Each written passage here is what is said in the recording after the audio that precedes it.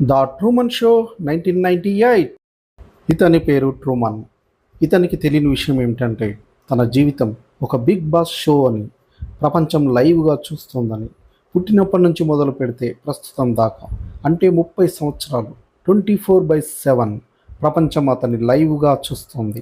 I mean ప్రత్యక్ష ప్రసారం చేస్తోంది. What a PT.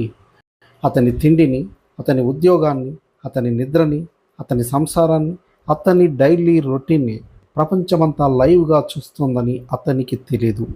అతనొక్కడికే తెలీదు, ప్రపంచమంతటికీ తెలుసు. చాలా దారుణమైన విషయం. అతని పెంపకం యాజ్ పర్ స్క్రిప్ట్, అతని జాబ్ యాజ్ పర్ స్క్రిప్ట్, అతని పెళ్ళి యాజ్ పర్ స్క్రిప్ట్, అతని జీవితంలో ఎదురయ్యే ప్రతి ఒక్క మూమెంట్ కూడా యాజ్ పర్ స్క్రిప్ట్ అని అతని మాత్రం తెలీదు. అతని భార్య పెయిడ్, ఫ్రెండ్స్ పెయిడ్, ఇరుగు పొరుగు మనుషులు పెయిడ్, అతనికి కనబడే ప్రతి మనిషి పెయిడ్. ఆఖరికి అతని తల్లి, తండ్రి అందరూ పెయిడ్ యాక్టర్స్, అతను తప్ప. అసలు అతను ఉంటున్న ఊరే బిగ్ బాస్ షో లాంటి ఒక అతిపెద్ద సెట్టింగ్. అందమైన ఆకాశం, విశాలమైన సముద్రం, ఆఫీసులు, హోటళ్ళు, హాస్పిటళ్ళు, ఎవ్రీథింగ్ జస్ట్ సెట్టింగ్. అన్యాయం ఏమిటంటే అతనికి తెలియకుండా అతని జీవితాన్ని ప్రత్యక్ష ప్రసారం చేయడం. తెలిస్తే ఏంటి అతని పరిస్థితి? ఇలాంటి ఒక షాకింగ్ ఐడియాతో తీయబడిన సినిమానే ద ట్రూమన్ షో. 1998లో వచ్చింది. హీరో జిమ్ క్యారీ అనబడే ప్రముఖ స్టార్ హీరో. దర్శకుడు పీటర్ విఆర్. ఇంకా సినిమా స్టోరీలోకి వెళ్ళే ముందు లైక్లు, షేర్లు కొట్టండి, కామెంట్లు పెట్టండి, సందేహం లేకుండా సబ్స్క్రైబ్ చేయండి. Cinema story. Sea Haven Island అని ఒక ఊరు ఉంటుంది. చక్కటి కాలనీ, రెస్టారెంట్లు, హాస్పిటళ్ళు, అందమైన సముద్రం, విశాలమైన ఆకాశం, కలుపుగోలుగా ఉండే జనాలు. అయితే ముందే చెప్పినట్టు అదంతా ఒక సెట్టింగ్. మనుషులు కూడా యాక్టర్లే. అయితే ఈ విషయం అక్కడ పుట్టి పెరిగిన మన ట్రూమన్ అనే హీరో పాత్రకి మాత్రం అస్సలు తెలియదు. అక్కడ అతనొక్కడే నిజం, మిగతాదంతా అబద్ధం.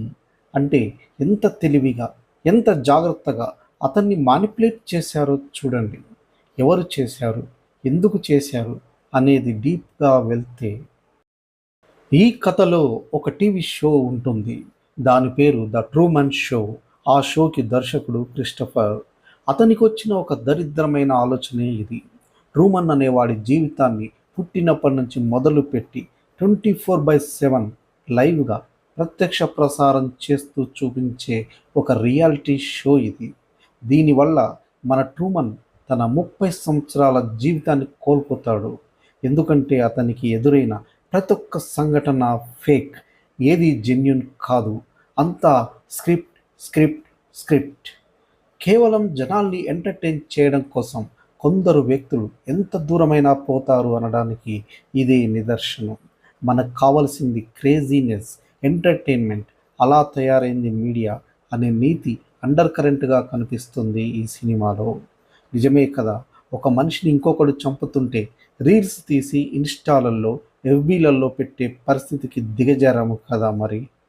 సరే, ఇలాంటి సెటప్లో పాపం ట్రూమన్ ఒక ఇన్సూరెన్స్ కంపెనీలో ఏజెంట్గా పనిచేస్తుంటాడు. అతనికి తల్లి, భార్య మెరైల్ ఉంటారు.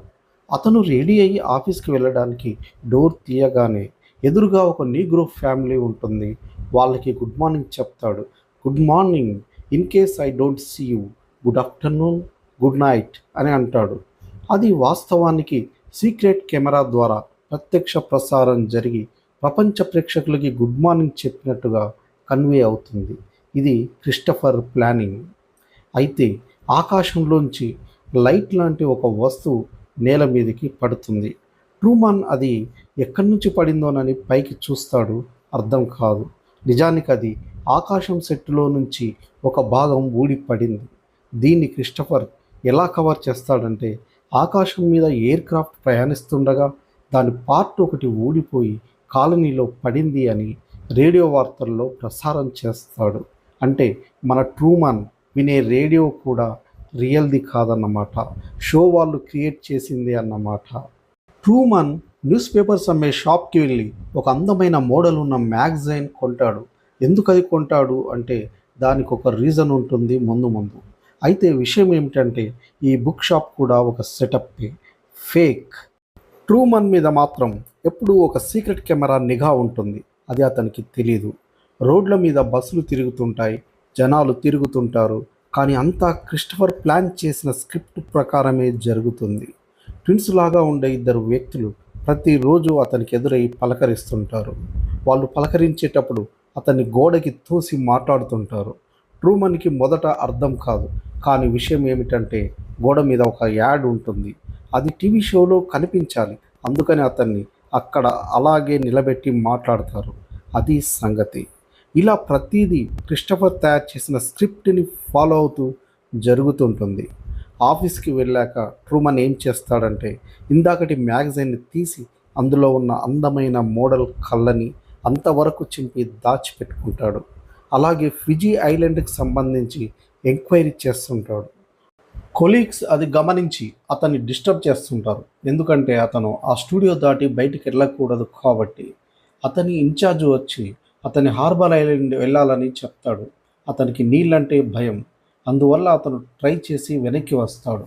కారణం, అతను తన తండ్రితో కలిసి బోటులో ప్రయాణం చేస్తుండగా అది బోల్తా పడి తండ్రి చనిపోతాడు. ఆ సంఘటన తర్వాత నుంచి అతనికి నీళ్ళంటే ఒక ఫోబియా ఏర్పడుతుంది. ఇంకా చెప్పాలంటే క్రిస్టఫరే కావాలని ఆ ఫోబియాకి గురి కావాలని ఆ ఫేక్ సంఘటనని క్రియేట్ చేశాడు. దానివల్ల అతను ఇక జీవితంలో ఐలాండ్ దాటి వెళ్ళలేడు. అది అతని స్కెచ్. ఇక్కడ ఈ సీన్లలో గనక గమనిస్తే ఏదో సీక్రెట్ కెమెరా అమర్చి ఉన్నట్టు ఫీల్డ్ కనిపిస్తుంది. ఒకరోజు వృద్ధుడైపోయి ఉన్న అతని తండ్రి కనిపిస్తాడు. ట్రూమన్ షాక్ అయి అతని దగ్గరికి వెళ్ళబోతుంటే ఎవరో కొందరు వ్యక్తులు వచ్చి లాక్కుపోతారు. ట్రూమన్కి ఏమీ అర్థం కాదు. తండ్రి కనబడి మిస్ అయినందుకు బాధపడతాడు. ఇంటికెళ్ళి తల్లికి భార్యకి చెప్తే వాళ్ళు మనిషిని పోలిన మనుషులు ఉండడం సహజమే కదా అని డైవర్ట్ చేస్తారు.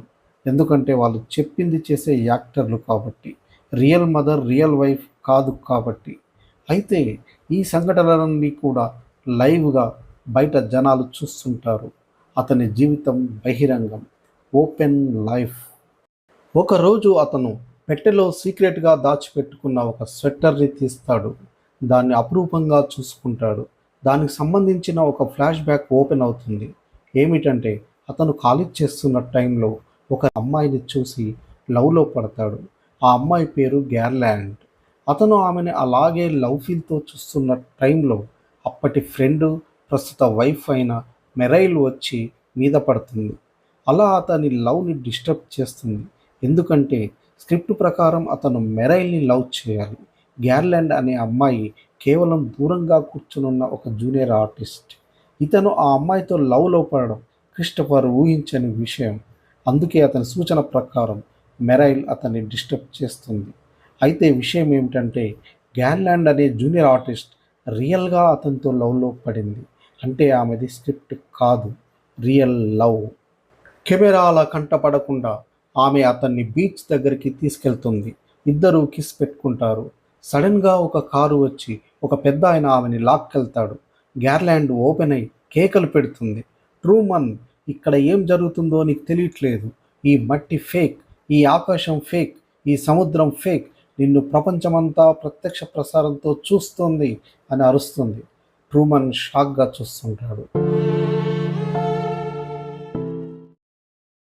గాయ్స్, అక్కడ జరుగుతున్న నిజం ఆమె చెప్పాక ట్రూమన్ నమ్మాడా లేదా, ఏం చేశాడు అనేది పార్ట్ 2లో ఉంటుంది, చూడండి.